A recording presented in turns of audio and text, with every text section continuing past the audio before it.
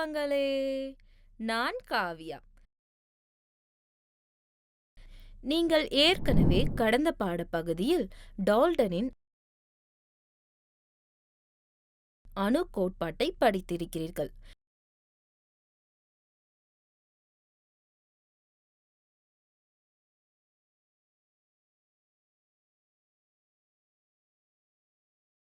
இன்று நாம் தனிமம், சின்னம் மற்றும் மூலக்கூறு பற்றி அறிந்து கொள்வோம். புதிய பாடத்தை தொடங்கும் முன் முந்தைய தலைப்பை நினைவு கூர்வோம். தனிமங்கள் அணுக்கள் எனப்படும் நம்ப முடியாத சிறிய துகள்களால் ஆனவை.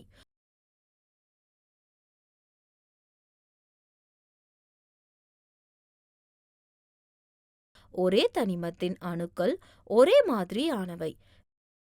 வெவ்வேறு தனிமங்களின் அணுக்கள் வேறுபட்டவை.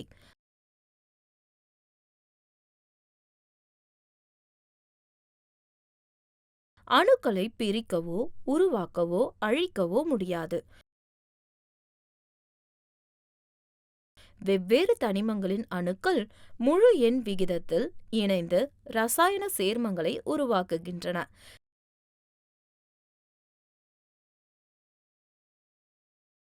ரசாயன எதிர்வினைகளில் அணுக்கள் ஒன்றிணைக்கப்பட்டு பிரிக்கப்பட்டு மறுசீரமைக்கப்படுகின்றன.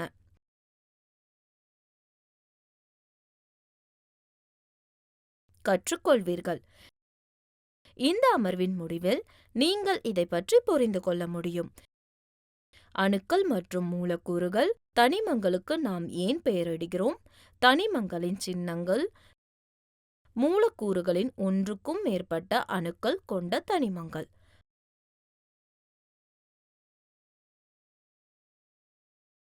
முக்கிய வார்த்தைகள்: தனிமம், அணு,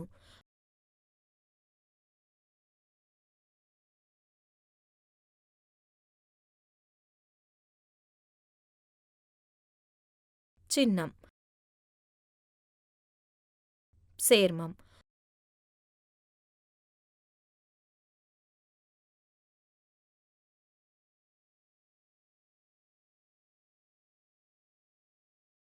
இது இன்றைய பாடத்தின் கருத்து வரைபடம். மாணவர்களே, சுவர்கள் கட்டுவதை நீங்கள் எப்போதாவது கவனித்திருக்கிறீர்களா? இந்த சுவர்களில் இருந்து ஒவ்வொரு அறையும் அறைகளின் தொகுப்பும் ஒரு கட்டிடத்தை உருவாக்குகின்றன. பெரிய கட்டிடத்தின் கட்டுமான தொகுதி எது?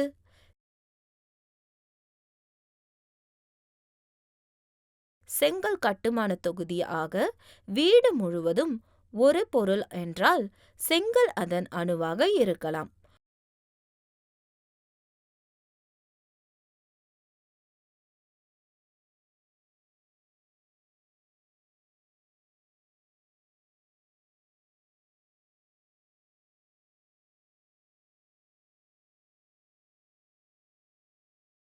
பொருள் அணுக்கள் எனப்படும் சிறிய துகள்களால் ஆனது என்று பொருள்.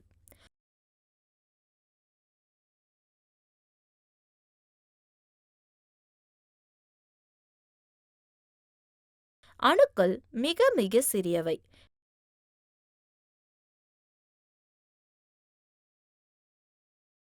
எலக்ட்ரான் நுண்ணோக்கி, புல அயன் நுண்ணோக்கி மற்றும்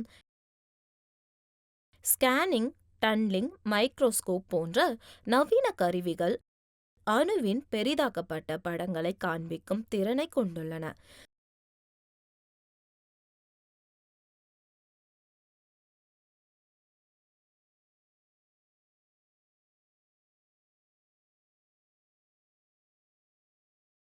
சிறிய அளவிலான பொருளில் கூட இருக்கும் அணுக்களின் எண்ணிக்கை மிக பெரியது.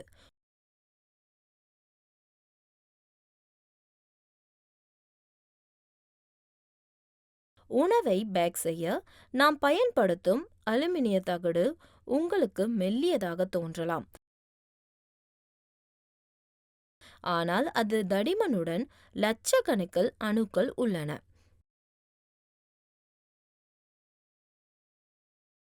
அவை கோள வடிவில் உள்ளன. ஒரு அணுவின் அளவு அதன் ஆரம் மூலம் தீர்மானிக்கப்படுகிறது. அணு ஆரம் நானோமீட்டரில் அளவிடப்படுகிறது. 1 மீட்டர் என்பது 109 நானோமீட்டருக்கு சமம். எனவே அணுக்கள் ஒரு சுயாதீனமாக இருப்பை கொண்டிருக்கக்கூடிய அனைத்து துகள்களிலும் மிக அடிப்படையானது என்பது உங்களுக்கு தெளிவாக தெரிகிறது. ஆனால் 2 அல்லது அதற்கு மேற்பட்ட அணுக்கள் இணைந்தால் என்ன நடக்கும்?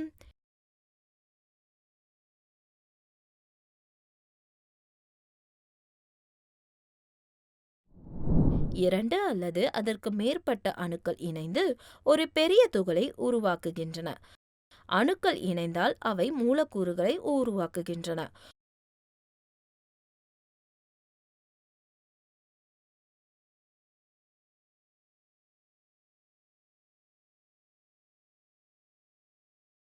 ஒரு பொருளின் துகள்கள் ஒரே ஒரு வகை அணுவை மட்டுமே கொண்டிருக்கும் போது அந்த பொருள் ஒரு தனிமம் எனப்படும்.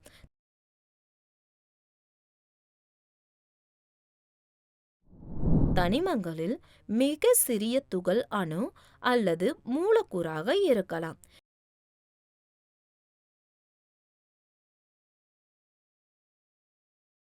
சிறிய துகள் அணுவாக இருக்கும் பல தனிமங்கள் உள்ளன.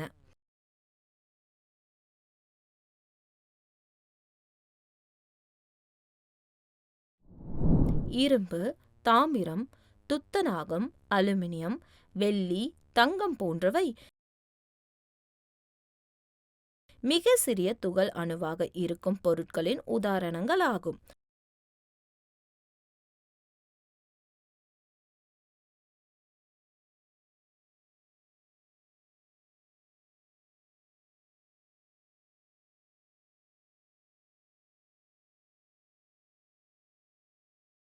ஆக்சிஜன் மற்றும் நைட்ரஜன் துகள்கள் இரண்டு ஒத்த அணுக்களின் சேர்மையாக இருக்கும் பொருட்களின் எடுத்துக்காட்டுகள்.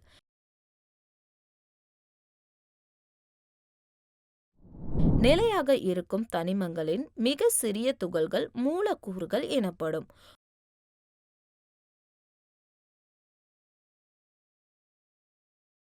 உதாரணமாக, ஒரு சோடியம் மூலக்கூறில் ஒரு சோடியம் அணு உள்ளது. ஆனால் ஒரு ஆக்சிஜன் மூலக்கூறில் 2 ஆக்சிஜன் அணுக்கள் உள்ளன.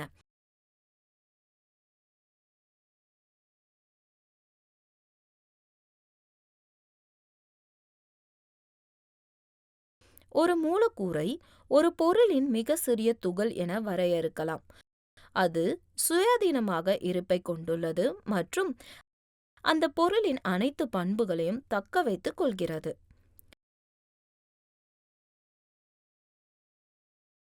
நீங்கள் நினைக்கலாம், நாம் ஏன் தனிமங்களுக்கு பெயரிடுகிறோம்?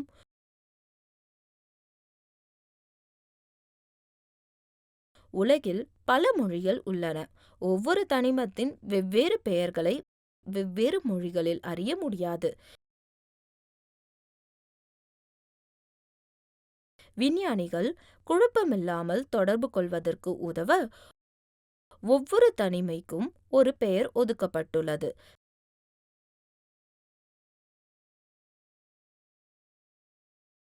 தனிமத்தின் பெயரை ஒதுக்க சில சுவாரஸ்யமான வழிகள் உள்ளன. ஒரு காலத்தில் ஆக்சிஜனுடன் வினைபுரியும் எந்த பொருளும் அமிலத்தன்மை கொண்டதாக இருக்கும் என்று மக்கள் நம்பினர். அமிலத்திற்கான லத்தீன் சொல் ஆக்சி. எனவே வாயு ஆக்சிஜன் என்று அழைக்கப்பட்டது, அதாவது அமிலத்தை உருவாக்கும் வாயு. அமிலத்தன்மை ஆக்சிஜனுடன் தொடர்புடையது அல்ல என்பது பின்னர் கண்டுபிடிக்கப்பட்டது.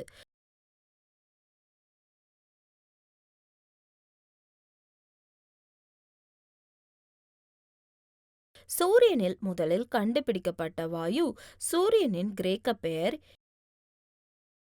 ஹீலியோ என்பதால் ஹீலியம் என்று பெயரிடப்பட்டது.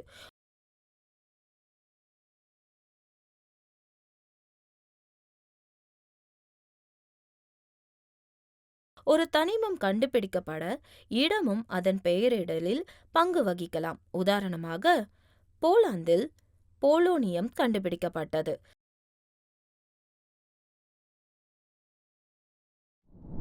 சில சமயங்களில் விஞ்ஞானிகளை கௌரவிக்கும் வகையில் கூறுகள் பெயரிடப்பட்டன.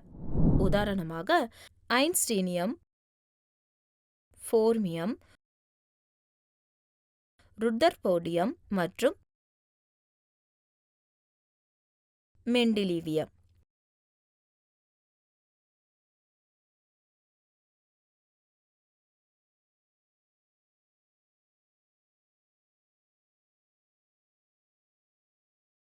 வேதியியல் பல எதிர்வினைகளை உள்ளடக்கியது என்பதை நீங்கள் உணர்ந்திருக்க வேண்டும்.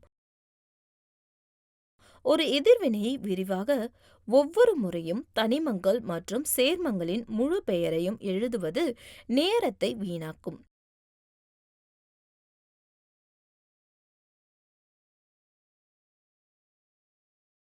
இதை தவிர்க்க இந்த சின்னம் அறிமுகப்படுத்தப்பட்டது. டால்டன் நீங்கள் திரையில் பார்க்கக்கூடிய கூறுகளை குறிக்க சில அடையாளங்களை பயன்படுத்தினார்.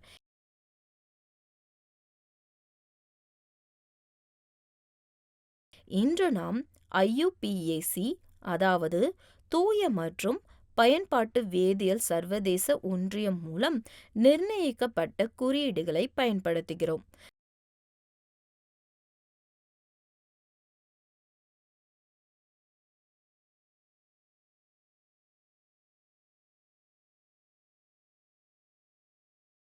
ரசாயன சின்னங்களை தேர்ந்தெடுக்கும் தற்போதைய முறை பெர்சிலியஸ் கண்டுபிடித்த முறை அடிப்படையாக கொண்டுள்ளது.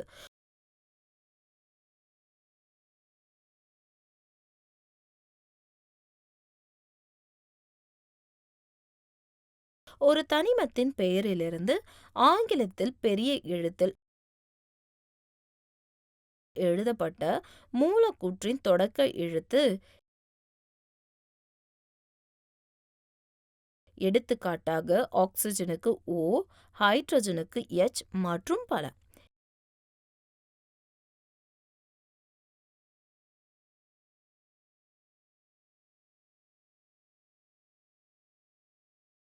எனவே முதல் விதி என்பது ஆங்கிலத்தில் உள்ள தனிமத்தின் பெயரின் முதல் எழுத்து அந்த தனிமத்தின் குறியீடாக மாறி எப்போதும் பெரிய எழுத்தாகவே எழுதப்படும். உதாரணமாக, ஆக்சிஜனுக்கு O, ஹைட்ரஜனுக்கு H மற்றும் பலவற்றை சொல்லலாம். ஒரு சின்னத்தில் ஒன்று அல்லது இரண்டு ஆங்கில எழுத்துகள் இருக்கலாம். சின்னத்தின் முதல் எழுத்து எப்பொழுதும் பெரிதாக எழுதவும், இரண்டாவது எழுத்து எப்பொழுதும் சிறிதாக எழுதவும். அலுமினியத்திற்கு AL மற்றும் சிலிக்கானுக்கு SI போன்றவை.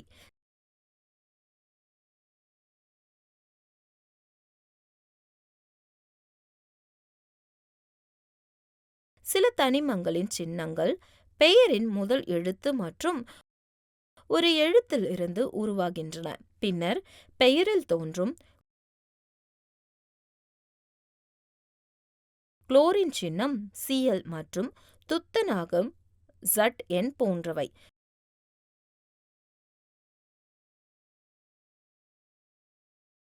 சில தனிமங்கள் அவற்றின் லத்தீன், ஜெர்மன் மற்றும் கிரேக்க பெயரின் அடிப்படையில் குறியீடுகளை கொண்டுள்ளன.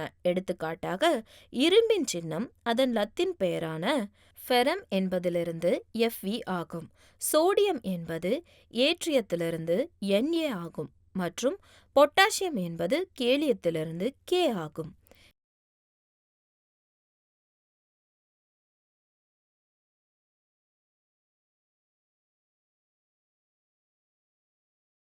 நினைவில் வைத்துக் கொள்ளுங்கள்,